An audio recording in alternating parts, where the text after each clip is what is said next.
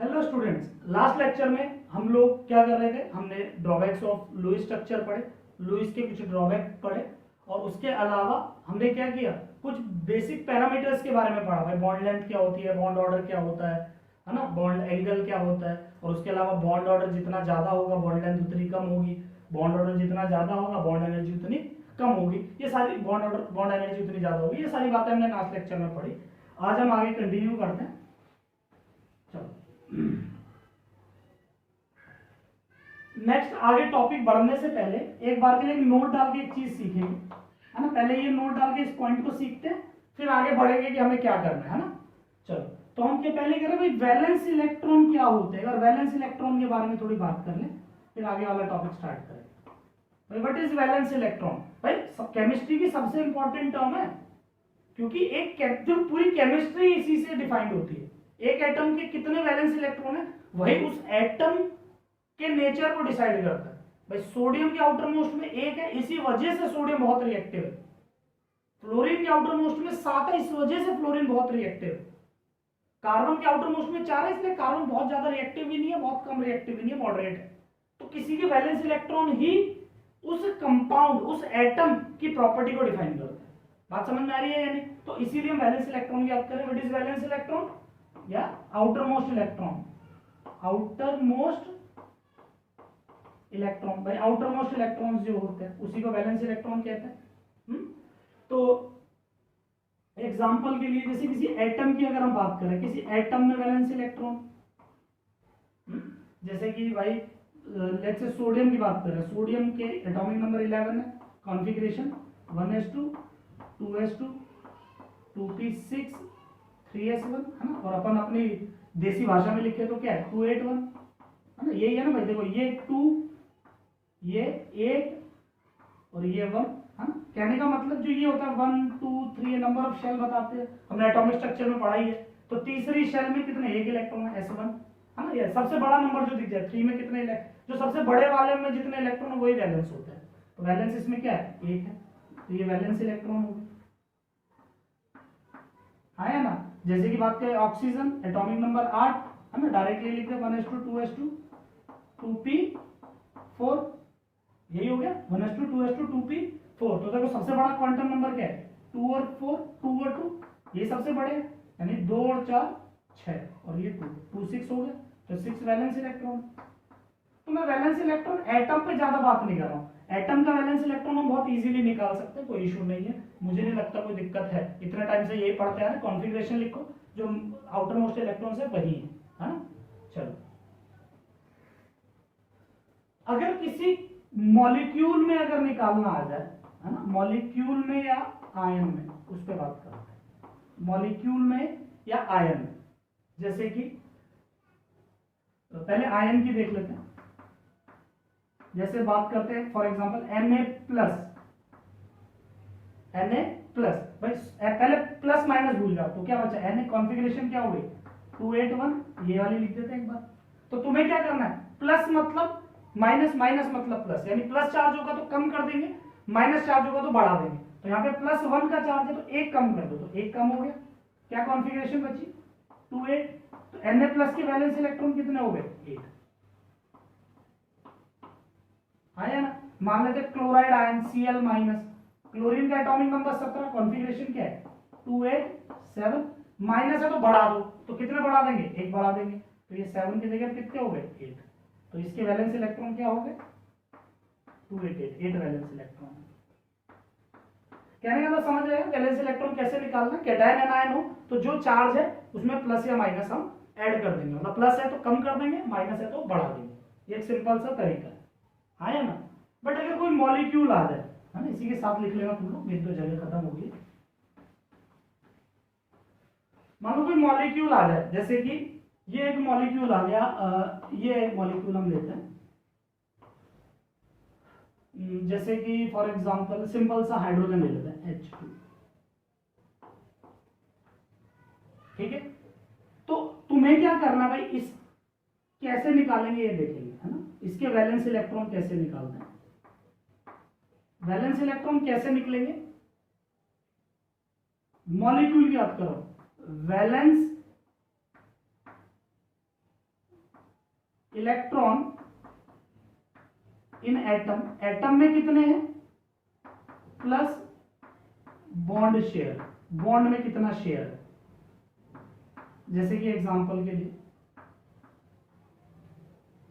इसके valence electron कितने हैं भाई, हाइड्रोजन में कितने होते हैं, एक होता है, लेकिन वो एक ऑलरेडी इसके साथ शेयर है। मेरी बात समझना भाई, इस पे कितने हैं, चाहे ऐसे नहीं लिखना तो ऐसे लिख लेते हैं, काम करते हैं ना, ये थोड़ा अजीब तरीका हो जाएगा। क्या करना, वैलेंस इलेक्ट्रॉन ऐसे लिख लेना, कैसे भाई, लोन पेयर कितने हैं, लोन पेयर तो अच्छी तरह याद होगा, मैं बात कर रहा था, plus half of bond pair, ये बेस्ट तरीका है मेरे हिसाब से। बॉन्ड पेयर जो बॉन्ड बना चुके हैं उसके आधे। जैसे इसके लोन पेयर कितने हैं बताओ, इस पे हाइड्रोजन पे कोई लोन पेयर है नहीं, 0, प्लस इसमें कितने बॉन्ड है, 2 बॉन्ड है, तो इसका आधा 2 बाय, मतलब बॉन्ड पेयर कितना भाई, ये एक पेयर बोलेंगे ना, 2 इलेक्ट्रॉन है तो बॉन्ड पेयर में 2 इलेक्ट्रॉन हो गए, बाय 2 यानी कि 1। बॉन्ड पेयर इलेक्ट्रॉन है ना, कितने बॉन्ड पेयर में इलेक्ट्रॉन है, जैसे एक बॉन्ड मतलब 2 इलेक्ट्रॉन, तो बाय 2 कर देते। जैसे और समझते हैं इस बात को, फॉर एग्जांपल हमने ऑक्सीजन लिया, तो ऑक्सीजन डबल बॉन्ड ऑक्सीजन हो गया, हाँ या ना। तो अब इसके पास कितने हैं देखते हैं, ऑक्सीजन पे देखो यहाँ पे 2 लोन पेयर हैं इसके पास, तो देखो यहाँ पे 1 2 3 4 लोन पेयर, यानी इसके कितने हो गए, लोन पेयर इलेक्ट्रॉन है ना, इलेक्ट्रॉन वर्ड जरूर लिख लेना, पेयर में मत लिख देना। तो इसके वैलेंस इलेक्ट्रॉन कितने हो गए भाई, इस हाइड्रोजन की, भाई जो इसका है वही इसका है, तो मैं एक का ही निकाल के बता दूं। तो इस ऑक्सीजन के लोन पेयर कितने, 2 लोन पेयर, यानी कितने, 4 इलेक्ट्रॉन, 4 प्लस प्लस कितने बॉन्ड पेयर है भाई, कितने बॉन्ड पेयर है, 2 बॉन्ड बन रही है, तो 4 बॉन्ड पेयर इलेक्ट्रॉन हो गए, एक बॉन्ड मतलब 2 इलेक्ट्रॉन, 2 बॉन्ड यानी 4 इलेक्ट्रॉन बाय 2, कितना आ गए 4 बाय 2 यानी 6 इलेक्ट्रॉन। क्या मेरी बात समझ आ रही है बेटा या नहीं? कहोगे सर ऑक्सीजन में 6 ही तो होते हैं, बेटा मान लिया 6 होते हैं, बट तुम्हें ये बात मैं समझाना चाह रहा हूँ कि एक एटम है तो भी 6 है, और अगर वो कोई कोवेलेंट बॉन्ड बना रहा है तब भी 6 ही रहेंगे, मतलब कोई फर्क नहीं पड़ने वाला है, हाँ या ना, श्योर। जैसे एक एग्जांपल ले लेते हैं CO2, तो इसके वैलेंस इलेक्ट्रॉन निकालना सीख लो। मैं लोन पेयर ड्रॉ कर देता हूँ, लुईस स्ट्रक्चर्स को बेटा ढंग से पढ़ो, क्योंकि लुईस स्ट्रक्चर से तुम्हें लोन पेयर निकालना है, सबके लिखते हैं।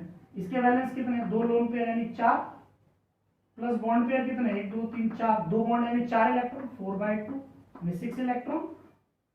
इसकी बात करें भाई सेम ही रहेगा, रेप्लिका है, तो इधर भी 4 प्लस 4 बाय 2 यानी 6 इलेक्ट्रॉन, हाँ या ना। और इस कार्बन पे कितने होंगे, देखो कार्बन पे कोई लोन पेयर है 0, प्लस कितने बॉन्ड पेयर है, 1 2 3 4 बॉन्ड यानी 8 बॉन्ड पेयर हो गए बाय 2 यानी 4 इलेक्ट्रॉन। तो उतने ही है जितने हम गिनते हैं, जितने हैं उतने ही है, कोई फर्क नहीं पड़ता, पक्का। चलो एक एग्जांपल और फिर आगे बढ़ते हैं। एक एग्जांपल, एक नहीं 2 एग्जांपल लेते हैं, एक ओजोन ले लेते हैं, ठीक है, ये मैं सिखाना चाह रहा हूं, मेन इसी के लिए मैंने ये टॉपिक स्टार्ट किया। इस ऑक्सीजन पे देखो वैलेंस इलेक्ट्रॉन कितने हैं, फटाफट देखेंगे भाई। इस पहले सबके लोन पेयर ड्रॉ कर देता हूँ, इसके लोन पेयर 2 हैं, इस पे 1 लोन पेयर है, इस पे 3 लोन पेयर, आया ना। चलो इसके कितने हैं लोन पेयर, कितने हैं 2 यानी 4 इलेक्ट्रॉन, जितने लोन पेयर इंटू 2 है ना भाई, 4 इलेक्ट्रॉन ये, और 4 बॉन्ड के हैं तो 4 बाय 2 यानी 6 इलेक्ट्रॉन, कोई दिक्कत नहीं सर जी। इसकी बात करें चलो कितने बताओ, 1 लोन पेयर यानी 2 तो लोन पेयर भी हो गए, प्लस 1 2 3 बॉन्ड है यानी 6 बाय 2 यानी 2 प्लस 3 5 इलेक्ट्रॉन। ये फर्क आ गया, देखो फटाफट फर्क आ गया, 5 वैलेंस इलेक्ट्रॉन हो गया ना, ऑक्सीजन में 6 होते हैं, और इस ओजोन के इस वाले ऑक्सीजन पे 5 वैलेंस इलेक्ट्रॉन। इसकी बात करो फटाफट, इसके वैलेंस इलेक्ट्रॉन कितने, lone pair plus bond pair electron by 2 है ना, तो लोन पेयर कितने 1 2 3 यानी 6 loan pair electron, plus bond pair electron कितने हैं, 1 बॉन्ड यानी 2 2 बाय 2 यानी 7। समझ रहे हो फर्क आ गया, देखो ऑक्सीजन में 6 आ रहे थे, लेकिन जब कोऑर्डिनेट बॉन्ड आया ना तो फर्क आ जाता है ना, बाकी कहीं फर्क नहीं आता। बी फ्रेंड बताओ कहां फर्क आता है, कोऑर्डिनेट बॉन्ड हो या कोई मॉलिक्यूल में चार्ज हो, जैसे एक एग्जांपल ले लूंगा है ना, बाकी सिंपल जितने भी मॉलिक्यूल हैं, जैसे CO2 पे कोई चार्ज नहीं है ना, ऑक्सीजन पे कोई चार्ज नहीं है, जिनमें कोई चार्ज नहीं है उनमें नॉर्मली जितने होते हैं वैसे ही होते हैं, सिवाय अगर कोऑर्डिनेट बॉन्ड आ जाए। जैसे यहाँ पे कोऑर्डिनेट बॉन्ड आ गया तो इस पे 5, इस पे 7। एक आधा एग्जांपल और देख लो ताकि थोड़ा सा ध्यान रहे, है ना। जैसे कि हमने एग्जांपल ले लिया CO3 2 माइनस ले लिया, कार्बोनेट है, याद करना बेटा ना, इनके सबके लूज स्ट्रक्चर्स में बनवा चुका हूं। ये कुछ ऐसा बनेगा, ये कोऑर्डिनेट है ना, ये जो मैं बना रहा हूँ नेगेटिव चार्ज है। नेगेटिव का मतलब 1 इलेक्ट्रॉन एक्स्ट्रा, ठीक है। चलो ये नेगेटिव जो चार्ज है इसका मतलब है 1 इलेक्ट्रॉन इस पे एक्स्ट्रा है, तभी माइनस का चार्ज आया। तो इस पे कितने हैं भाई, 1 2 3 4 5 6, 3 लोन पेयर होते हैं, 3 लोन पेयर इस पे हैं, ऑक्सीजन पे 2 लोन पेयर है, कार्बन पे कुछ होता नहीं है। तो देखो फटाफट कितने लोन पेयर हैं, 3, तो 3 यानी 6 प्लस 2/2, इसका भी 6 प्लस 2/2। भाई 6 कैसे, 3 लोन पेयर यानी 6 इलेक्ट्रॉन, और बॉन्ड कितनी है 1, तो 2 बाय, भाई एक बॉन्ड का मतलब 2 क्यों लिख रहा हूं मैं, क्योंकि एक बॉन्ड में 2 इलेक्ट्रॉन शेयर होते हैं ना भाई, इसमें 2 इलेक्ट्रॉन शेयर हैं, इधर एक इधर, इसमें 2 शेयर है, एक ही शेयर करा रहा है, बट है तो बॉन्ड में 2 ना, ठीक है। तो ये कितना आ गया, 6 प्लस 7, ये 7 इलेक्ट्रॉन, इधर 7 इलेक्ट्रॉन। चलो ऐसे कार्बन पे कितने हैं, देखो lone pair 0 plus bond 1 2 3 4 bond यानी 8/2, कितना हो गया यानी 4। और इस ऑक्सीजन की अगर बात करें तो इस पे 4 बॉन्ड लोन पेयर है ना, 2 लोन पेयर यानी 4 इलेक्ट्रॉन, प्लस बॉन्ड कितनी है 2 यानी 4/6 आया ना। तो मैं क्या कंक्लूड कर रहा हूं, मैं सिर्फ ये कंक्लूड कर रहा हूं, चाहो तो यहां पे स्टार लगा के लिख लो, valence electron is same in molecule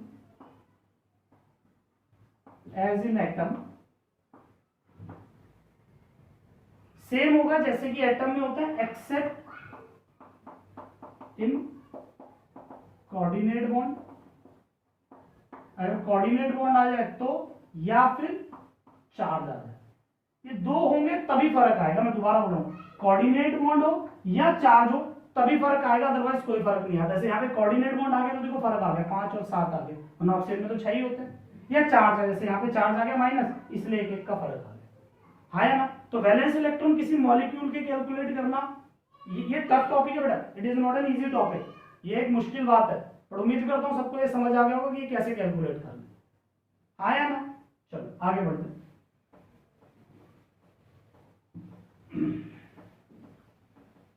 next heading डालेंगे applications of, next heading is application of coordination bond.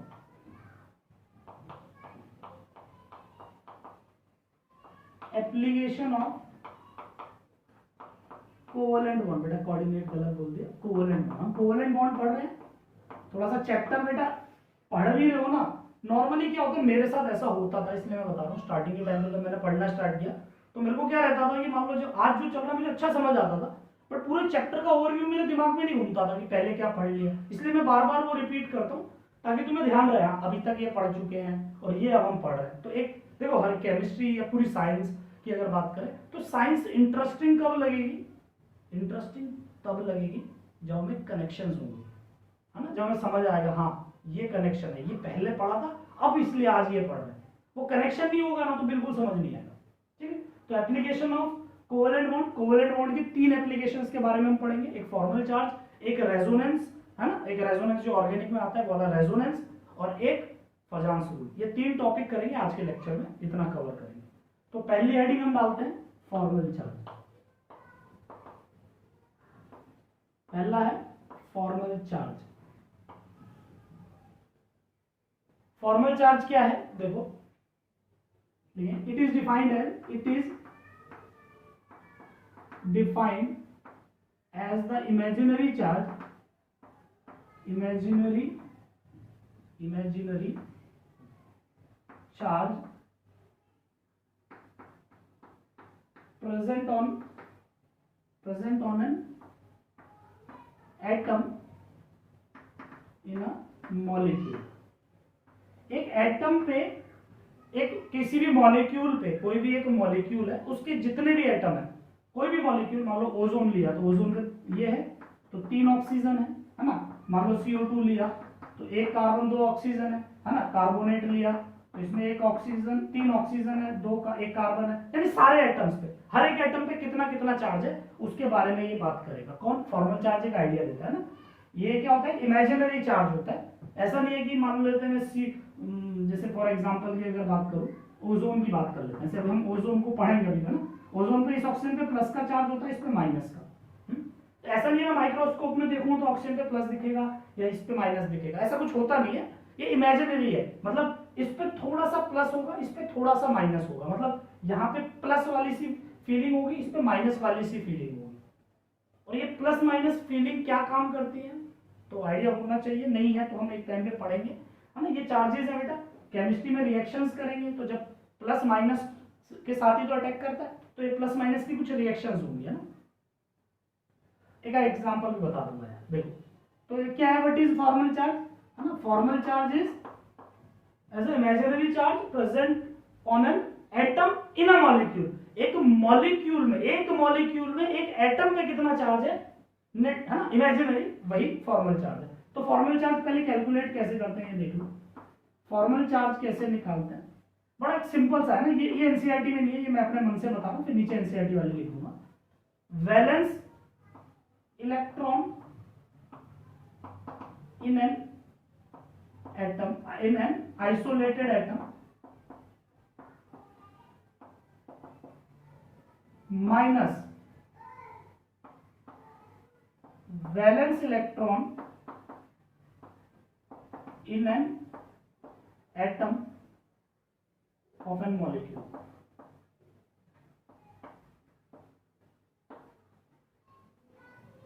ऐसे valence electron of an atom in a molecule, है ना, इन अ मॉलिक्यूल। समझाता हूं पहले, ये डेफिनेशन ये मैं अपने मन से बता रहा हूं बेटा ना, ये मेरी सिंपल की हुई है, बाकी एनसीईआरटी में कैसी है वो भी मैं बता दूंगा। Valence electron in an isolated atom minus valence electron of an atom in a molecule. तो इसकी मैं ऊपर लिख रहा हूं, तुम लोग नीचे लिख लेना, है ना। एनसीईआरटी में कुछ ऐसा दिया हुआ है, वैलेंस इलेक्ट्रॉन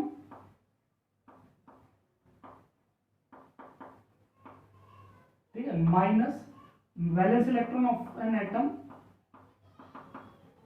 माइनस ब्रैकेट में number of lone pair electrons, lone pair electron, lone pair के इलेक्ट्रॉन कितने हैं plus bond pair electron by 2। Ultimately ये तो क्या होता है, वैलेंस इलेक्ट्रॉन मॉलिक्यूल में निकालने का फॉर्मूला ही तो है, तो वो मैंने यहाँ पे डायरेक्ट लिख दिया। तो इस तरीके से इसके नीचे ये वाला फॉर्मूला लिख लेना, बट मैं कहूंगा कि तुम ये ज्यादा अच्छी तरह याद रखो, ज्यादा सही है। Valence electron in an atom minus valence electron in an atom of an molecule.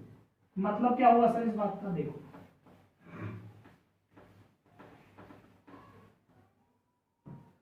सबसे पहले कुछ एग्जांपल लेते हैं हम, जैसे कि पहला एग्जांपल हमने लिया CO2 का ही लेता हूं, सिंपल सा है, CO2 कार्बन डाइऑक्साइड। देखो आइसोलेटेड का मतलब क्या होता है? आइसोलेटेड मतलब अकेला, यानी अकेले ऑक्सीजन है, ऑक्सीजन यानी एक एटम है, एटॉमिक नंबर कितना होता है जो भी होता है, वैलेंस इलेक्ट्रॉन पे डायरेक्ट लिखे है ना, एटॉमिक नंबर 8 है, बट वैलेंस इलेक्ट्रॉन कितने होते हैं इसके 6, मैं डायरेक्ट लिख रहा हूं। कार्बन के वैलेंस इलेक्ट्रॉन कितने होते हैं भाई 4 इलेक्ट्रॉन, ये हमें पता है। चलो ये आइसोलेटेड में होता है। चलो एक मॉलिक्यूल में कितने होते हैं भाई, इस ऑक्सीजन पे 2 लोन पेयर है, इस ऑक्सीजन पे 2 लोन पेयर, ठीक।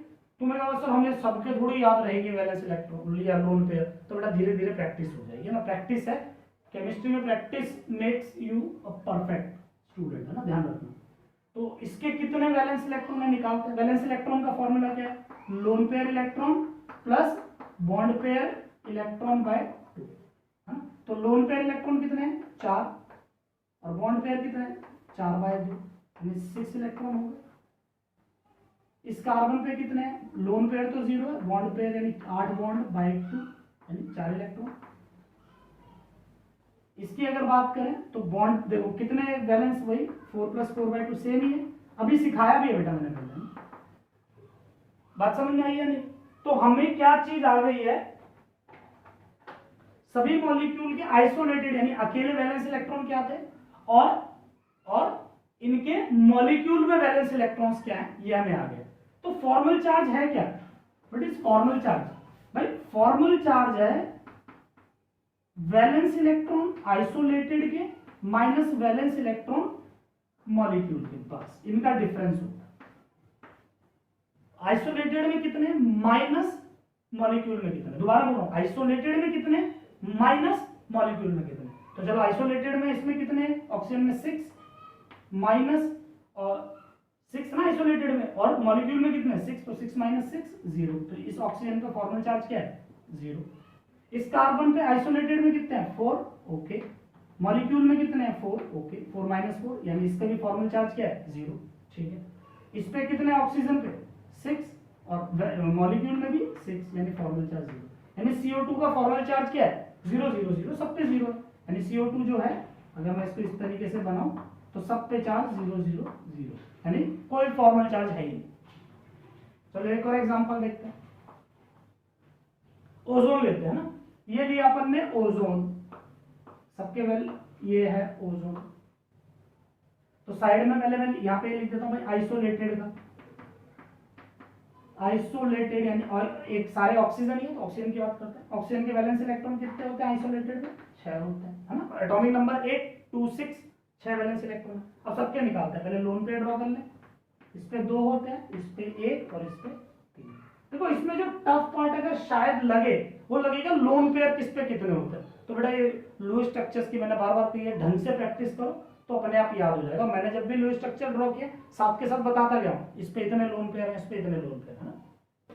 चलो तो इसके वैलेंस इलेक्ट्रॉन निकालते हैं, कितना लोन पेयर 2 यानी 4, बॉन्ड कितनी 2 यानी 4 बाय 2 यानी 6 इलेक्ट्रॉन।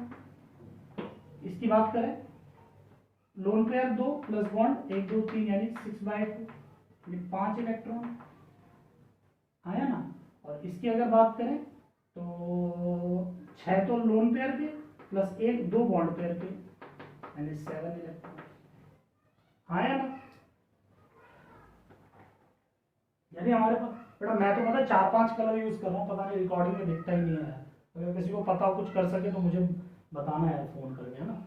मुझसे नहीं हो पा रहा, मतलब मैं 3-4 कलर यूज कर रहा हूँ तुम्हारे लिए, बट मेरे बेटा सन्नाटा ना, रिकॉर्डिंग में वो सारे वाइट ही दिखते हैं, पता नहीं क्यों। चलो ये समझ में आया।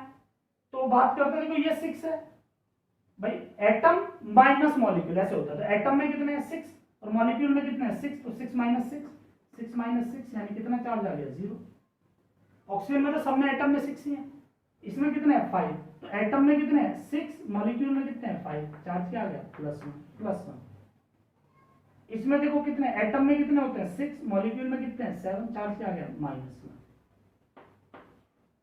हाँ यार, यानी अगर हम क्या नाम है इसका, ओजोन को बनाते हैं तो इसको ऐसे बनाया जाता है, इस पे क्या होगा +1 का चार्ज, इस पे -1 का चार्ज, इस पे 0 चार्ज। 0 नहीं भी बना तो चलता है, बट ये +1 और ये -1 आया ना।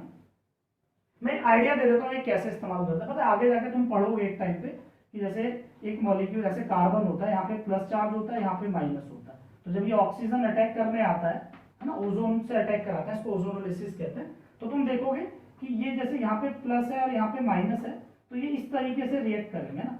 मैं उल्टा बना दिया, ऐसे बना दूं इसको, ये ऐसा हो गया। अब तुम देखोगे कि माइनस वाला इस पे अटैक कर रहा है, ये इस पे। तो क्यों करता है, क्योंकि मुझे पता चल रहा है प्लस माइनस पे अटैक करेगा, माइनस प्लस पे। तो ये केमिस्ट्री में आगे जाके यूज में आएगा कि क्यों प्लस वाला माइनस वाले से जाके रिएक्ट करेगा माइनस वाला। जैसे ऑर्गेनिक में पढ़ोगे या पढ़ लिया है या पढ़ोगे, एक आता है न्यूक्लियोफाइल इलेक्ट्रोफाइल। न्यूक्लियोफाइल मतलब जिनमें माइनस का चार्ज है, जिसपे इलेक्ट्रॉन ज्यादा है। इलेक्ट्रोफाइल जिसपे प्लस का चार्ज है। तो इलेक्ट्रोफाइल क्या करते हैं, उन पे प्लस का चार्ज होता है, वो माइनस वाले पे अटैक कर देते हैं जाके। तो ये कुछ वहीं पे काम आने वाली चीज। एक आधा और एग्जांपल ले लो फॉर्मल चार्ज पे, ठीक है, ज्यादा इसको स्ट्रेच नहीं कर रहे। फॉर्मल चार्ज कोई बहुत सरदर्द मतलब बहुत टफ टॉपिक तो है नहीं, आसानी से आ गया। एक एग्जांपल और देख के खत्म करते हैं। कार्बोनेट ही ले लेता हूं, जिसके वैलेंस इलेक्ट्रॉन निकालना सिखाया था मैंने। ये कार्बोनेट ले लिया, तुम कोई भी ले सकते हो, खुद भी ट्राई करो, फिर मुझे एक काम करते हैं फॉर्मेट आयन खुद ट्राई करना है ना, मैं स्ट्रक्चर बना this is the format ion है ना, तुम इसके खुद ट्राई करना, इसके मैं बता रहा हूँ। इसमें दो तरीके के आइसोलेटेड आइटम हो सकते हैं। क्या क्या है आइसोलेटेड दो तरीके के, बोलो फटाफट। एक कार्बन एक ऑक्सीजन। कार्बन में 4 होते हैं, ऑक्सीजन में 6 होते हैं, तो रट गया। फटाफट निकाल लें भाई। इस पे कितने हैं, लोन पेयर ड्रॉ करो बेटा। इस पे 3 लोन पेयर होते हैं, इस पे भी 3 लोन पेयर होते हैं, इस पे 2 लोन पेयर होते हैं। फटाफट निकालें। 3 लोन पेयर यानी 6, एक बॉन्ड पेयर यानी 2/2, 7 इलेक्ट्रॉन। इस पे 7 तो इस पे भी 7 रेप्लिका है, और इस पे 2 लोन पेयर यानी 4 प्लस 2 बॉन्ड यानी 4/2 यानी 6 इलेक्ट्रॉन। हाँ या ना। चलो क्या करना है, एटम माइनस मॉलिक्यूल करना है। तो एटम में कितने हैं 6 और मॉलिक्यूल में कितने हैं 7, तो -1। इसमें कितना है 6 - 7 -1। इस पे 6 - 6 0, और कार्बन का भी निकाल लो। लोन पेयर तो 0 है, 1 2 3 4 बॉन्ड पेयर है, तो 0 + 4/4 8/2 यानी 4। तो कैसे निकालोगे, 4 - 4 0 है ना। यानी कैसे पता चलेगा इसका फॉर्मल चार्ज कैसे ड्रॉ करेंगे। ये कार्बोनेट है, CO3 - कार्बोनेट होता है, पूरे के बाहर अगर -2 बना दूं तो क्या होगा, इस पे -1, इस पे -1, इस पे 0 0, ये होता है ना। और मैं देखो वैलेंस इलेक्ट्रॉन हमेशा एटम जितने ही होंगे। अगर एक ट्रिक की बात करें भाई, सर देखते ही कैसे निकालेंगे, एक ट्रिक की बात करें, ट्रिक देखते ही हम कैसे सर फॉर्मल चार्ज निकालेंगे, देखते ही कैसे फॉर्मल चार्ज निकालेंगे। बड़ा आसान मैं तुम्हें तरीका बता रहा हूं। अगर जैसे मान लो नाइट्रेट है NO3-, समझना बात ध्यान से, है ना। एक सिंपल, अगर किसी को देखते ही निकालना है तो नाइट्रेट कुछ ऐसा होगा, है ना।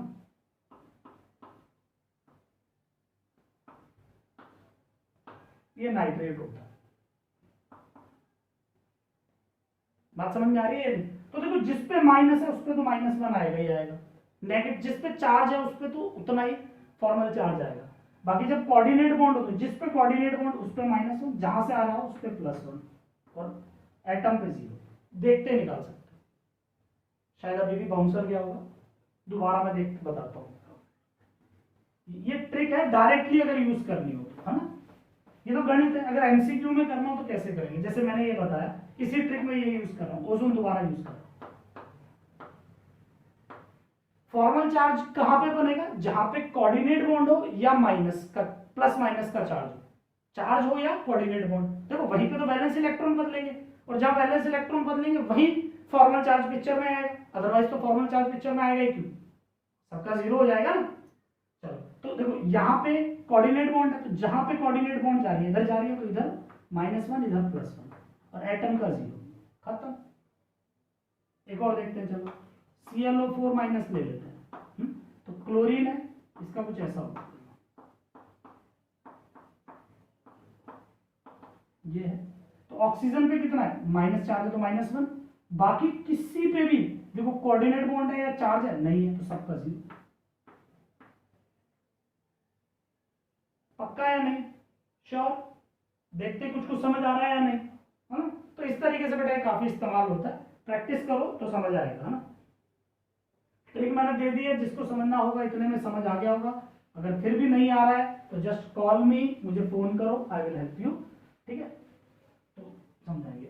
और एक चीज और बेटा, एक अब हमारा जो तरीका चल रहा है इतने टाइम से लेक्चर्स का, उसमें थोड़ा सा बदलाव करते हैं, है ना। There is some changes in a format. क्या करना है, अभी तक क्या होता था, मैं पढ़ा रहा हूँ, तुम लोग पढ़ रहे हो, काम खत्म। बट ऐसे मुझे नहीं लग रहा है यार तुम्हें समझ आ रहा है या नहीं आ रहा है, क्योंकि पहला चैप्टर एक तो मैंने एटॉमिक स्ट्रक्चर लिया, तो आधे बच्चे वैसे हो गए, सर क्या करा रहे हैं, है ना। तो वो वाला काम नहीं होना चाहिए। ऐसा हुआ है बेटा, बहुत बच्चों का फोन आया, बहुत सर समझ ही नहीं आ रहा है एटॉमिक स्ट्रक्चर क्या हो रहा है। तो बेटा पहला चैप्टर तो मुश्किल लगेगा ही ना। अब कोई भी चैप्टर हो, पहला चैप्टर मुश्किल लगता ही है अगर ढंग से उस चैप्टर को पढ़ा जाए। उसके बाद सेकंड थर्ड फोर्थ, क्योंकि क्या होता है पहले दूसरे चैप्टर में मेहनत होती है, उसके बाद तो भाई फ्लो बन जाता है। तो अब तुम्हें ये चैप्टर अच्छा समझ आ रहा हो, क्यों, अगर मैं पहला चैप्टर भी ये लेता ना तब भी ये समझ नहीं आता, क्यों, पहला में टफ लगना ही लगना था। अब ये समझ आ रहा होगा। तो तुम्हें क्या करना है, फॉर्मेट चेंज की मैं बात कर रहा था। अब से क्या होगा, मेरा जो भी लेक्चर तुम लोग देखोगे, लेक्चर देखने के बाद, लेक्चर जैसे तुम्हारा देख लिया, सेम डे मतलब उसी लेक्चर का एक डाउट सेशन होगा। अब से सभी लेक्चर के जूम पे डाउट सेशन होंगे, बहुत छोटे, 20 से 25 मिनट या आधा घंटा मैक्स, आधे घंटे जितने का जूम सेशन होगा। मैंने लेक्चर पढ़ाया, आज के लेक्चर से रिलेटेड कोई डाउट है उस आधे घंटे के जूम सेशन में तुम मुझसे पूछोगे, या फिर अगर डाउट नहीं होते हैं उस आधे घंटे में, तो उस आधे घंटे में आज से रिलेटेड हम सारे क्वेश्चन सॉल्व करेंगे। उसी में तुम्हारे एनसीईआरटी के क्वेश्चन या जो शीट देता हूं उसके क्वेश्चन सब कुछ हम वहीं पे डिस्कस कर लेंगे। तो ये आज से फिक्स है, एवरी लेक्चर के बाद उस लेक्चर का एक जूम सेशन होगा, ठीक है। तो ये तुम्हें होगा और तुम सबको अटेंड करना, एवरी स्टूडेंट मस्ट है, मतलब उसमें कोई कमी नहीं होनी चाहिए कि नहीं मैं नहीं कर पा रहा हूँ, मैं किसी कारण, सबको अटेंड करना। चलो हाँ कंटिन्यू कर बेटा आगे। तो हमारा पहला पार्ट कंप्लीट हो गया, हम सेकंड पार्ट पे आते हैं। Second part is resonance. Resonance क्या कर रहे हैं हम? Application of covalent compound. Covalent compound की एप्लीकेशन, कुछ कोवेलेंट कंपाउंड में कुछ बातें पाई जाती है। तो पहला हमने फॉर्मल चार्ज देखा, दूसरा हम देख रहे हैं रेजोनेंस। अब रेजोनेंस क्या होता है उस पर बात करते हैं। Second is resonance. वैसे तो देखो केमिस्ट्री क्या है, केमिस्ट्री तीन तरीके की होती है ना, फिजिकल, ऑर्गेनिक, इनऑर्गेनिक। फिजिकल वालों को ज्यादा मतलब नहीं है भाई, केमिकल वगैरह से ज्यादा मतलब नहीं है, वो मैथमेटिकल कैलकुलेशन पे ज्यादा डील करता है। तो फिजिकल तो पार्टी अलग है, इसकी तो बात ही नहीं करते यहाँ पे। बात होती है ऑर्गेनिक, इनऑर्गेनिक। तो ऑर्गेनिक को समझने के लिए रेजोनेंस समझना बड़ा जरूरी है। Resonance is very important for organic, पक्का। बात होती है इनऑर्गेनिक की, तो इनऑर्गेनिक में रेजोनेंस बहुत कम लगता है, मतलब इनऑर्गेनिक के मॉलिक्यूल्स में रेजोनेंस बहुत कम है। यानी ऑर्गेनिक के 100 मॉलिक्यूल में 99 में रेजोनेंस के फंडे पूछ लेता है या समझना जरूरी है, लेकिन इसमें 100 में एक आधे मॉलिक्यूल में रेजोनेंस मिलता है, समझ। तो इसीलिए मैं एक आइडिया दे देता हूँ रेजोनेंस क्या है। यहाँ से लेक्चर के बाद एक आइडिया हो जाएगा रेजोनेंस है क्या, 110% आ जाएगा कि रेजोनेंस है क्या। बट बहुत डिटेल में इसको इनऑर्गेनिक केमिस्ट्री में करने की जरूरत नहीं है। जब मैं ऑर्गेनिक पढ़ाऊंगा तुम्हें उस टाइम पे मेरी गारंटी है एक एक बच्चा उंगली पे रेजोनेंस करेगा, ठीक है। बट अभी के लिए इतना नहीं रखते, अभी हम जस्ट क्या कर रहे हैं, इनऑर्गेनिक के पॉइंट से पढ़ रहे हैं, तो वहीं पे देखते हैं रेजोनेंस होता क्या। देखो क्या हुआ, पहला लेक्चर याद करते हैं। भाई बॉन्ड क्यों बनते हैं, why bonds are form. Bond बनते हैं ताकि कंपाउंड स्टेबल हो सके, यानी एक मॉलिक्यूल की स्टेबिलिटी बड़ी मैटर करती है, भाई ये स्टेबल है या नहीं है, हाँ या ना। तो हमने एक एग्जांपल के लिए एक बात समझते हैं, बार बार ओजोन ही आ रहा है, ओजोन ही ले लेते हैं, फैमिलियर सा है, बहुत बार सुना होता है ना। ये ओजोन है, 3 ऑक्सीजन है, O3 यानी ओजोन। मैंने कहा ये ओजोन है, ओजोन बन गया तो स्टेबल होगा, ठीक है भाई। ये इसकी स्टेबल हो, ये स्टेबल होगा क्यों, कारण क्या है स्टेबल का, क्यों, क्योंकि इसमें एक कोवेलेंट बॉन्ड बना डबल, एक कोऑर्डिनेट बॉन्ड बना, एक कोवेलेंट बॉन्ड भी बना और कोऑर्डिनेट बॉन्ड भी बना। और हमें एक पता होता है एक कोवेलेंट बॉन्ड बने तो इतनी स्टेबिलिटी आ जाती है, 2 कोवेलेंट बॉन्ड, ये हायर स्टडी है, बस इतना समझो, एक बॉन्ड बनी यानी इतनी स्टेबिलिटी आ गई, 2 बॉन्ड बनी, ओके इतनी बॉन्ड आ गई। यहाँ पे क्या हुआ, 2 कोवेलेंट एक कोऑर्डिनेट, तो इतनी बॉन्ड अगर बनी है तो इसकी स्टेबिलिटी हमने कैलकुलेट करी कि इसकी स्टेबिलिटी कितनी है, हमने इसकी एक वैल्यू कैलकुलेट कर ली, ओके इसमें स्टेबिलिटी इतनी, हाँ या ना, क्योंकि सभी में ऐसा पाया जा रहा था, है ना भाई। अब जैसे ऑक्सीजन की बात करें तो इसमें 2 कोवेलेंट बॉन्ड बन रहे थे, इसलिए इसमें इतनी स्टेबिलिटी होगी। कुछ वैल्यू होती है जो हम फाइंड करते हैं, है ना, हमें 11th-12th में नहीं देखना है, बट समझना है इसकी कुछ वैल्यू थी, पता चल गया इतनी वैल्यू थी भाई, जितनी ज्यादा वैल्यू उतना ज्यादा स्टेबल। तो इसकी वैल्यू मान लो 10 थी, इसकी वैल्यू आ गई 20, पता चल रहा है स्टेबल, है ना।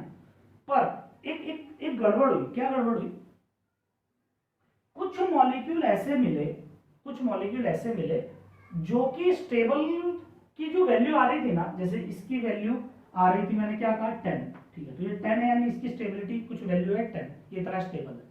बट ये तो वैल्यू मैंने निकाल ली कब से, थियोरेटिकली पढ़ा और पढ़ने के हिसाब से निकाल ली, भाई एक बॉन्ड से इतनी, तो 2 कोवेलेंट एक कोऑर्डिनेट, तो इतनी आनी चाहिए।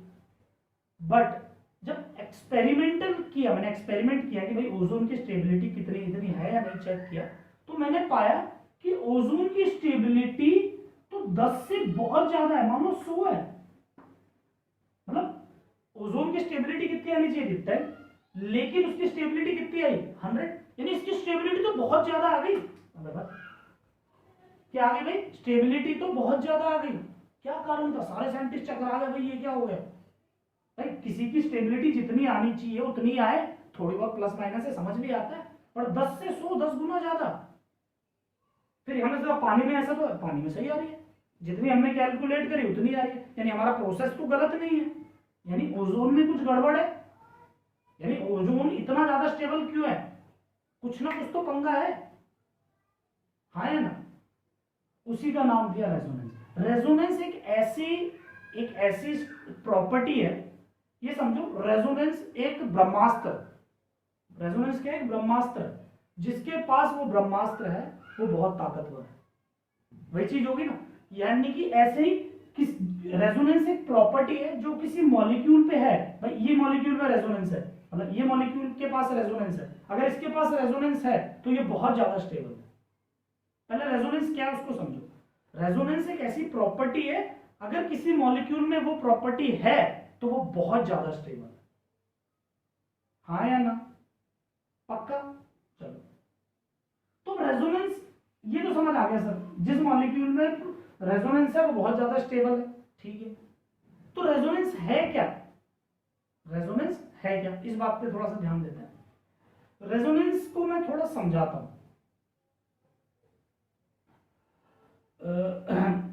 रेजोनेंस का मतलब क्या होता है? देखो एक स्ट्रक्चर बना रहा हूं, ध्यान देंगे, पर जब ऑर्गेनिक कराऊंगा ना बहुत आसान लगेगा, बिलीव मी। अभी के लिए अगर कम समझ आता है तो याद कर लेना यार, है ना? जज मत करना टीचर को कि सर गलत पढ़ा रहे हैं, सर अच्छा नहीं पढ़ा रहे, है ना? थोड़ा सा ध्यान देना बेटा। ये ओजोन है, यानी इस ओजोन में ये बॉन्ड है, मैं दोबारा बार ड्रॉ कर देता हूं। एक ओजोन है, इस ओजोन में ये डबल बॉन्ड है, ये इस तरीके से ये ओजोन था। अब हुआ क्या? ड्रॉ लिखना मत बेटा, मैं सिर्फ समझा रहा हूं, समझ। अब मैंने क्या किया, एक एक कील ली और कीले मार के इस ऑक्सीजन को फिक्स कर दिया। बेटा ये ऑक्सीजन फिक्स है, ऑक्सीजन नहीं बदल रहे। मान लो इनका नंबर 1, इसका नंबर 2, इसका नंबर 3, तीनों ऑक्सीजन के नाम है। इसका नाम है 1, इसका नाम है 2, इसका नाम है 3, ठीक है। अब क्या हुआ, मैंने एक ओजोन लिया, उसमें देखा यार एक ऑक्सीजन है, 2 ऑक्सीजन है, 3 ऑक्सीजन, तीनों के नाम। उसी ओजोन में एक मॉलिक्यूल मुझे ऐसा पाया कि 1, 2 और 3, ऐसे समझो एक मॉलिक्यूल है ओजोन का, एक पे 1 नंबर, 2 और 3 नंबर, ये था। एक को मैंने कुछ देर बाद देखा ना, ये ओजोन रखा, मैंने कहा ठीक है 1 नंबर 2 नंबर तेरे पास डबल बॉन्ड है, और 2 और 3 नंबर जो है इनके बीच में कोऑर्डिनेट बॉन्ड है, ठीक, बात कर। मैं थोड़ी देर बाहर गया, थोड़ी देर बाद अंदर आया, आके मैंने देखा ये क्या हो गया, अब डबल बॉन्ड इन दोनों के बीच में आ गई, और ये बीच इनके बीच में कोऑर्डिनेट बॉन्ड आ गई। यानी हुआ क्या, इस मॉलिक्यूल ने अपनी जो pi bond, actually double bond नहीं पाई बॉन्ड की बात करते हैं, है ना? ये तो मैंने पढ़ाया नहीं है, बट अभी के लिए समझ लो, कुछ बच्चे शायद जानते भी होंगे, नहीं जानते तो आगे पढ़ेंगे। डबल बॉन्ड या ट्रिपल बॉन्ड उसे पाई बॉन्ड भी बोलते हैं। क्या बोलते हैं? पाई बॉन्ड, ठीक है। 2 या 3 लेक्चर वेट करो, आएगा। तो क्या हुआ, इस पे पाई बॉन्ड है, तो ये पाई बॉन्ड क्या हुआ, यहां से उछल के इधर आ गया, इसी को रेजोनेंस कहते हैं। ये जो पाई इलेक्ट्रॉन है, ये पाई बॉन्ड जो है, ये पाई बॉन्ड उछल के इधर से इधर आ गया, ये इधर था, अब ये इधर आ गया, फिर ये वापस इधर आ जाएगा। एक्चुअली ये दोनों लगातार ऐसे ऐसे बदलते रहेंगे, कंटिन्यूअसली बदलते रहेंगे। बात समझ में आ रही है नहीं? यानी एक गेट है बेटा, एक गेट ऐसे समझो, एक गेट है घर का, ठीक है, वो बंद है, अभी तुम्हें बंद दिख रहा है, खुला है, वो खुला दिख रहा है, बट मान लो कॉन्स्टेंटली ऐसा है, खुल भी रहा है, बंद भी हो रहा है। यार एक बात समझते हैं, घर पे छत पे फैन चल रहा है, घर में फैन चल रहा है, फैन को देखोगे, ठीक है। अब ये फैन कैसे है, घर का ऐसा ही फैन है सबका, यही है, बट ये फैन तो हमने ड्रॉ किया बेटा, रियल में ऐसा फैन थोड़ी है, वो घूम रहा है, तो क्या हम घूमते फैन को ड्रॉ कर सकते हैं? नहीं कर सकते। हमने क्या स्टडी फैन को ड्रॉ किया, क्यों, रुका हुआ तो ड्रॉ कर लिया। ऐसे रेजोनेंस है, रेजोनेंस में क्या है कि एक मॉलिक्यूल में जो ये पाई इलेक्ट्रॉन्स बोलते हैं इनको, ये इलेक्ट्रॉन पूरे मॉलिक्यूल में घूमते रहते हैं। इलेक्ट्रॉन्स क्या, इलेक्ट्रॉन पूरे मॉलिक्यूल में रोटेट करते रहते हैं, चलते रहते हैं, पर जब हम ड्रॉ करते हैं तो चलती हुई चीज को ड्रॉ तो नहीं कर सकते, तो हम क्या करते हैं, उन्हें रोक के ड्रॉ कर देते हैं ऐसे। बट क्या रियलिटी में ऐसा है, पंखा ऐसा है जो तुम देख रहे हो उसके अक्रॉस? नहीं ना, वो तो रोटेट कर रहा है। तो एक्चुअली ओजोन ऐसा है ही नहीं। ओजोन कैसा है, ओजोन रियलिटी में ऐसा है ना। इसमें क्या है, थोड़ा थोड़ा सा डबल बॉन्ड कैरेक्टर इस पे भी है, थोड़ा थोड़ा डबल बॉन्ड कैरेक्टर इस पे भी है। रियलिटी में ऐसा है, फैन रियलिटी में अगर बना है तो कुछ इस तरीके से घूमता हुआ दिख रहा है, हाँ, बट हमने उसको समझाने के लिए ऐसे ऐसा बना दिया। थोड़ा थोड़ा सा शायद समझ आया। तो इसी को रेजोनेंस कहते हैं। ऑर्गेनिक में आएगा तब बात करेंगे, अभी डेफिनेशन देख लेते हैं, है ना। एक बार के लिए डेफिनेशन याद कर लो भाई, डीलोकलाइजेशन ऑफ पाई इलेक्ट्रॉन्स, ये डबल बॉन्ड मूव कर रहा है ना, इसी को पाई इलेक्ट्रॉन कहते हैं। तो delocalisation of pi electron in p orbital is known as resonance। 11th के बेटा इस टाइम समझाना रेजोनेंस थोड़ा सा है ही, लेकिन मैं एक एग्जांपल देता हूँ, सुनना। मान लो इंग्लैंड वगैरह से, बाहर से कोई बंदा, कोई टूरिस्ट मान लो इंडिया में आया, ठीक है, और इंडिया में आके उसने एक राइनोस देखा। We know what is rhinos, है ना, गैंडा सा होता है, सींग है उसके आगे। तो उसने राइनोस या हिप्पोपोटामस जिसे तुम कहते हो वो देखा, एक राइनोस उसने देखा। अब वो वापस इंग्लैंड चला गया, अब वो वहां पे अपने बच्चों को बताना चाह रहा है कि उसने राइनोस देखा। अपने बच्चों को जो है उनको बताना चाह रहा है उसने राइनोस देखा। अब बेटा राइनोस, मान लो इंटरनेट नहीं है, गूगल नहीं है, कुछ फोटो वोटो नहीं दिखा पा रहा, अब उन्हें कैसे समझाएगा कि उसने राइनोस देखा। भाई इंग्लैंड में राइनोस नहीं होते, राइनोस वगैरह अपने भारत में पाए जाते, ठीक है। तो वो वहां के लोगों को कैसे बताएगा कि उसने इंडिया में राइनोस देखा। तो उसने क्या किया, उसने समझाया कि, बड़ा अजीब सा एग्जांपल है बट सेट बहुत अच्छा होता है इसलिए सुनो। उसने बताया कि एक ना ड्रैगन टाइप, एक ड्रैगन ले लो पुराने टाइप के, है ना, एक ड्रैगन लिया, डायनासोर लिया, ऐसे समझो डायनासोर लिया, उस डायनासोर का सर हटा दो, सिर्फ उसके शरीर रखो। एक डायनासोर लो और उसका क्या रखो, सिर्फ शरीर रखो, सर हटा दो, ठीक है। तो उसने बोला ऐसे एक डायनासोर का शरीर लो और सर उस पर इमेजिन करो, किसका, यूनिकॉर्न का। यूनिकॉर्न होता है, फिल्मों वगैरह में देखे, हैरी पॉटर में, है ना, वो व्हाइट कलर का एक सींग वाला। तो उसने कुछ इस तरीके का जानवर मैंने देखा कि एक ऐसा था जिसके मुंह पे सींग था, यानी रायन यूनिकॉर्न की तरह उसका चेहरा था और डायनासोर की तरह उसका शरीर था। ऐसा उसने क्या बोला, ऐसा एक राइनोस नाम का जानवर मैंने इंडिया में देखा। तो मैं तुमसे 3 सवाल पूछता हूँ, सुनना। क्या रियलिटी में यूनिकॉर्न होते हैं? बेटा फिल्मों में होते हैं। क्या रियल लाइफ में यूनिकॉर्न होते हैं? नहीं होते। क्या रियल लाइफ में डायनासोर देखे हैं तुमने? होते हैं रियल लाइफ में, ऐसा नहीं ऐसा एग्जिस्टेंस मिलती है वो मतलब नहीं। क्या तुमने देखे हैं? क्या किसी ने देखे हैं? क्या एग्जिस्ट करते हैं? नहीं करते। तो डायनासोर क्या है? इमेजिनरी है। यूनिकॉर्न क्या है? इमेजिनरी है। रियलिटी में क्या है? राइनोस है। ये क्या है? रियलिटी। तो रेजोनेंस कुछ यही है। कैसे है? हमने एक रियलिटी में ओजोन कैसा है, रियलिटी में ओजोन ऐसा है ना। ये डॉटेड का मतलब है ये जो डबल बॉन्ड वाला इलेक्ट्रॉन है ना, पाई इलेक्ट्रॉन बोलते हैं, ये पाई इलेक्ट्रॉन दोनों तरफ घूम रहा है, जहां, है ना, रोटेट कर रहा है लगातार, रुक नहीं रहा, कभी इधर जा रहा है कभी इधर जा रहा है।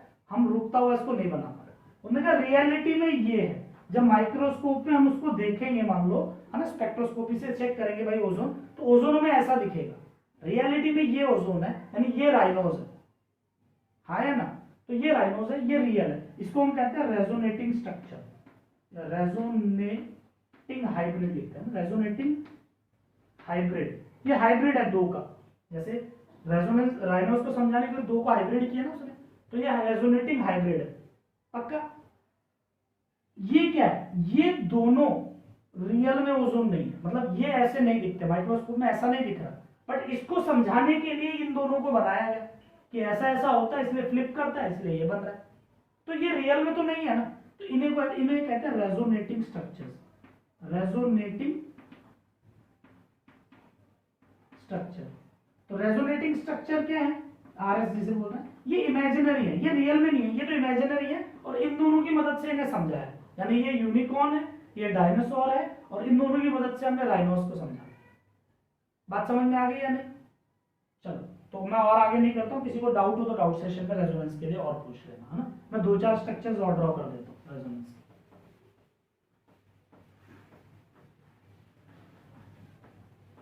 बेटा रेजोनेंस की कमी ये बहुत है, ऑर्गेनिक में बहुत डिटेल में पढ़ेंगे। मेरी गारंटी है रेजोनेंस अगर ऑर्गेनिक में नहीं आया तो बोलना, ठीक है, बट तब तक के लिए थोड़ा सा पेशेंस रखो ना। जैसे कुछ एग्जांपल है, एक नोट डाल लो अगर समझना है। रेजोनेंस सर, रेजोनेंस कहाँ मिलेगा, हमें कैसे पता चलेगा यहाँ पे इस मॉलिक्यूल में रेजोनेंस है? जैसे पानी में रेजोनेंस नहीं होता सर H2O में, है ना, इसमें होता है। क्यों भाई?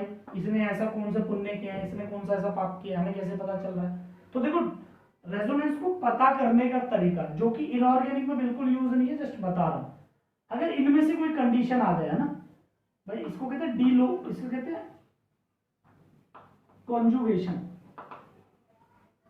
इसे कहते हैं कॉन्जुगेशन, यानी कॉन्जुगेशन होना चाहिए, यानी कि double bond single double bond हो, double bond single lone pair हो, या फिर डबल बॉन्ड सिंगल माइनस हो, या डबल बॉन्ड सिंगल प्लस हो।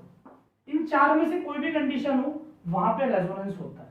Double single double, double single lone pair, double single negative, double single positive, ठीक है। अभी इससे ज्यादा मैं नहीं बताऊंगा, इसको बाद में कभी पढ़ेंगे, मतलब ऑर्गेनिक में पढ़ेंगे। अब आगे इसके स्ट्रक्चर्स देखते हैं। 2-3 स्ट्रक्चर्स और देख लो, जैसे कि एग्जांपल के लिए हमने बना दिया ओजोन तो ले लिया, एक काम करते हैं इसका कार्बोनेट ले लेते हैं। बहुत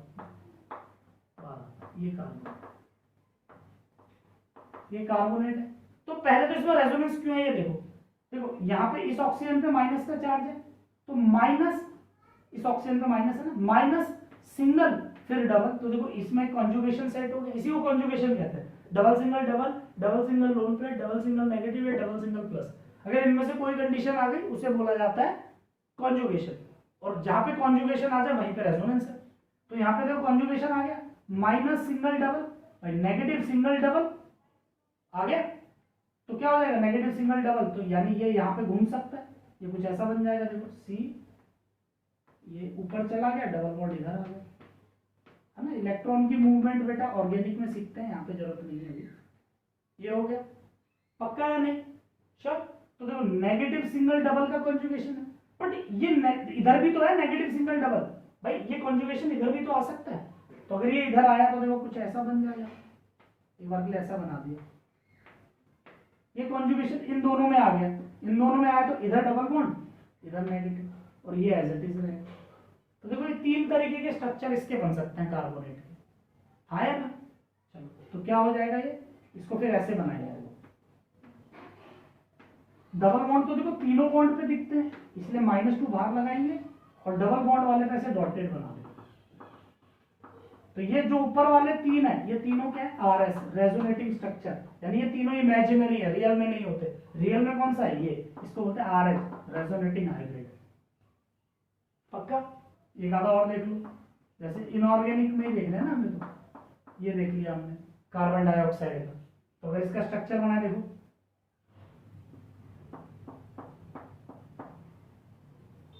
देखो इस पे लोन पेयर होता है ना, ऑक्सीजन पे 2 लोन पेयर होता है ना। तो हम इधर एक साइड को लेके बात कर रहे हैं, तो इस पे लोन पेयर, ये डबल भी तो यार देखो डबल बनाना है तो क्या डायरेक्ट हवा में डबल थोड़ी बन जाएगा, पहले एक बनाओगे फिर दूसरा बनाओगे। तो डबल बॉन्ड भी तो सिंगल बॉन्ड भी उसके अंदर है ही। तो कहने का मतलब यहाँ पे देखो ये इस पे क्या है, यहाँ लिख लेना चाहे, ये लोन पेयर है, यहाँ पे एक सिंगल बॉन्ड है, यहाँ सिंगल है, और ये डबल है। भाई किसी के मन में ये नहीं आना चाहिए सर ये भी तो डबल है, बेटा डबल में भी तो सिंगल है, हमें तो कॉन्जुगेशन कंडीशन लानी है, वो की आगे लोन पेयर सिंगल डबल।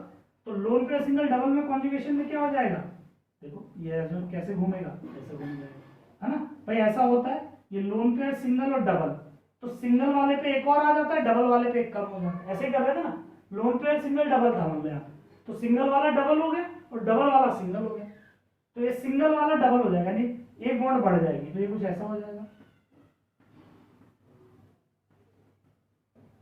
हाँ या ना। और यहाँ पे क्या आ जाएगा, ऑक्सीजन पे डबल है तो एक कम हो जाएगा, हाँ या ना। तो ये कुछ ऐसा हो गया, ये इधर, तो इधर माइनस और इधर प्लस, है ना, प्लस माइनस का चार्ज बनाना पड़ेगा। चाहो तो यहाँ स्टार लगा के भी लिख लेना, net charge remain same, net charge remain same. Net charge हमेशा सेम रहता है, कोई फर्क नहीं पड़ता। कहने का मतलब देखो, इस पे नेट चार्ज -2 था, पूरे पे -2 ही है। इस पे नेट चार्ज कितना है, देखो 0 है इस पे, तो इसका नेट चार्ज भी 0 ही है। इसका आर एच कैसे बनेगा, मैं यही बना देता हूँ, देखो आर एच भाई, इसका डबल बॉन्ड तो एज इट इज है, इस पे कोई फर्क नहीं आ रहा है ना। ये है कि ये कभी इधर सिंगल हो रहा है, कभी इधर डबल ट्रिपल हो रहा है, इस तरीके से। ये इसका क्या है, ये आर एच है, रेजोनेटिंग हाइब्रिड है ना। इन मॉलिक्यूल ये बड़े स्टेबल होता है, CO2 तो हम जानते हैं पूरे एटमॉस्फेयर में CO2 मिलता है, क्यों, बहुत स्टेबल है, रेजोनेंस रखता है। कार्बोनेट स्टेबल है, ठीक है। और मैं तुम्हें बता दूं, जिस कंपाउंड में रेजोनेंस आया जाता है ना, उसकी स्टेबिलिटी आसमान छूती है, बहुत ज्यादा स्टेबल हो जाता है वो, है ना, ठीक है। कार्बोनेट काफी स्टेबल होता है, तभी किसी भी Na2CO3 को पानी में डालो तो Na अलग हो जाता है, कार्बोनेट अलग, प्लस माइनस होने के बाद भी पानी में मस्त स्टेबल रहता है, ठीक है। एक आधा और लिखना हो तो ऐसे 2 हो गए। तीसरा एक बेंजीन बना लो, क्यों बुरा मानो, है सबसे जबरदस्त चीज तो बेंजीन है, ठीक है। केकुले नाम के साइंटिस्ट ने इसका स्ट्रक्चर बनाया था, ये है ना। ये बेंजीन के 2 स्ट्रक्चर बनते हैं, ऐसा भी हो सकता है, इसमें पूरे में कॉन्जुगेशन है, double single double double single double का, इसलिए इसका ये नीचे जो बना रहा हूँ, ये क्या है इसका, ये आर एस है, रेजोनेटिंग स्ट्रक्चर्स, और ये है रेजोनेटिंग हाइब्रिड। तो बहुत है बेटा, हम कितने भी बना सकते हैं, बट हमें कोई जरूरत नहीं है अभी इतना स्ट्रेच करने की, अपने लिए इतना ही बहुत है। रेजोनेंस को इससे ज्यादा लेने की जरूरत नहीं है, बस इतना ही करो, अपना काम हो जाएगा, ठीक है। मुझे लगता है आज का लेक्चर ज्यादा लंबा हो जाएगा, इसलिए इसको आगे नहीं कर रहे हैं। एक लास्ट नोट डाल के लिख लेना ताकि ध्यान रहे। रेजोनेंस की एक इंपॉर्टेंट बात है ना, ये चाहो तो वो जो पहले बनाया उसमें लिख लेना, मैं बोलना रह गया था इसलिए यहाँ लिखा।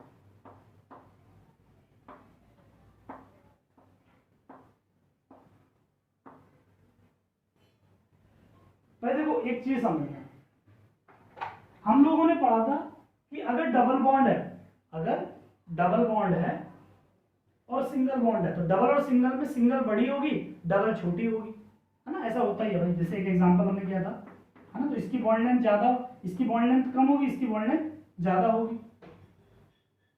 पर जब हमने एक्सपेरिमेंटली देखा ओजोन, तो एक्सपेरिमेंटली ओजोन कैसा मिल रहा था, ऐसा।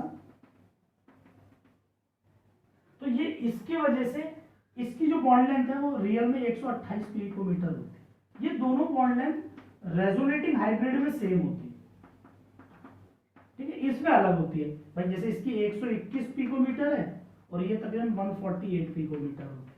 इसमें ये 148 पिकोमीटर है और ये 121 पिकोमीटर। एक्चुअली इससे बताना क्या चाह रहा हूँ, मैं ये बताना चाह रहा हूँ, देखो पहले 121 थी, पहले कम थी।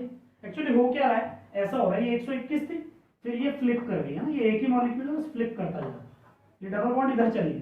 तो अब ये जो 121 थी, ये 121 जो थी, अब ये बड़ी होके 148 हो गई, फिर ये वापस 121 हो गई। यानी ये कभी बड़ी कभी छोटी, कभी बड़ी कभी छोटी, लगातार मॉलिक्यूल ऐसा होता जा रहा है। ऑक्सीजन ऑक्सीजन के बीच की जो है वो मॉलिक्यूल ऐसे हिल रहा है, कभी बड़ी कभी छोटी, कभी 121 फिर 148 फिर 121 फिर 148, तो ये लगातार होता जा रहा है। तो ऐसे में इन दोनों के बीच की एक हमेशा बॉन्ड लेंथ हमें स्पेक्ट्रोस्कोपी में मिलती है, यानी जितनी होती है उसके बीच की एक वैल्यू हमें मिलती है। बात समझ में? तो रेजोनेंस इतना है, रेजोनेंस पे ज्यादा बुद्धि नहीं लगानी है। नेक्स्ट लेक्चर में फजांस रूल होगा और फजांस रूल के बाद हम वेरी इंपॉर्टेंट थ्योरी स्टार्ट करेंगे, दैट इज VSEPR। VSEPR इस चैप्टर की बैकबोन है, जबरदस्त थ्योरी है और बड़ा मजा भी आएगा। तो नेक्स्ट लेक्चर में मिलते हैं, आज के लिए बाय बाय।